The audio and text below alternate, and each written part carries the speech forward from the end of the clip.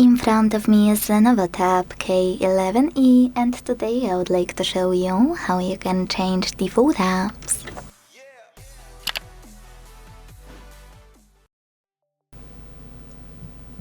Begin by opening Play Store and downloading all of your apps you wanna set up as your new defaults.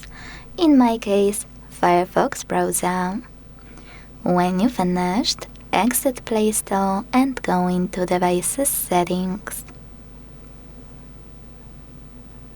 Then scroll down to click on Apps section available here. And tap on Default Apps at the top right corner. Now it's time to tap on any of those sections you wanna manage and tap on an app you wanna apply.